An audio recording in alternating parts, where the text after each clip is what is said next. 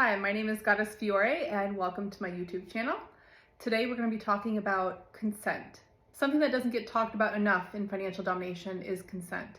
Consent is the cornerstone of any financial domination activity between a dominant and a submissive. What is consent? Consent is an enthusiastic, informed, and voluntary agreement between all parties involved. In BDSM or Findom, this means everyone clearly understands what's being done as far as physical acts, financial tributes, emotional play, etc., why it's being done for pleasure, power exchange, as a psychological kink, etc., the limits and boundaries such as safe words, spending caps, off-limit topics, and most importantly, that they can say no or stop at any time for any reason. You always have the right to change your mind whenever you're doing any activity. Even if you've already consented, you always have the right to go back and change your mind about something. Consent also means that you recognize all the aspects of how the activity can be affecting you, and you are giving your approval that this can continue. So Findom might look one-sided, but it's still a negotiated power exchange. A submissive may beg to be drained, humiliated, and used, but this desire is given willingly, not taken through coercion or manipulation.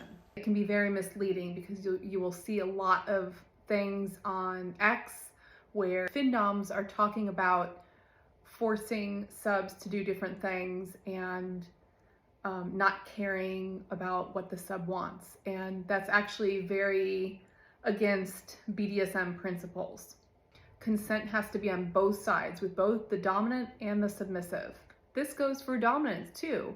Submissives need to make sure that dominants are consenting to whatever activity they are participating in. It is not fair for anybody to try to force their wants and needs on an unwilling participant. It is never okay to try to force somebody to get involved with a kink or a fetish that they don't want to do.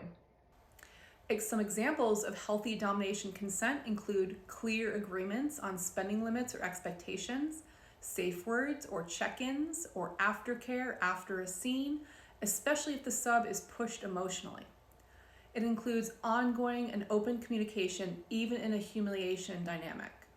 Some red flags include pressuring someone who's hesitating, ignoring a submissive's limitations, using guilt, shame, or manipulation outside of agreed upon play.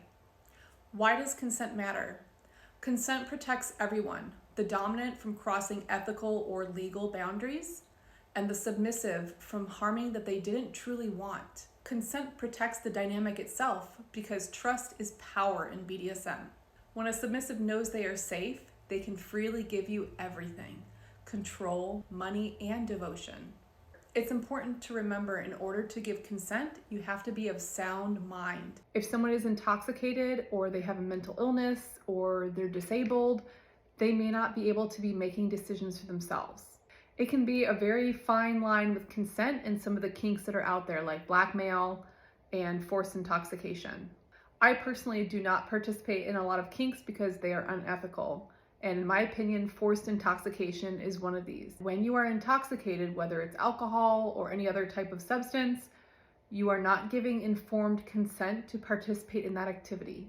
And this gets overlooked a lot. I see a lot of Findoms on different social media profiles bragging about forcing submissives to become intoxicated. And you have to remember that if somebody is intoxicated, they are not giving willing consent to participate in an interaction with you. Consent is only between two willing adults. This is another reason that you must age verify your submissives, because anyone under the age of 18 cannot give legal consent to participate in these types of activities. No financial dominatrix should be engaging with anyone under the age of 18. Before you go, if you enjoyed this video and you'd like to see more of my content, don't forget to subscribe to my channel. And if you'd like to reach out to me directly and earn my attention, you can contact me on X.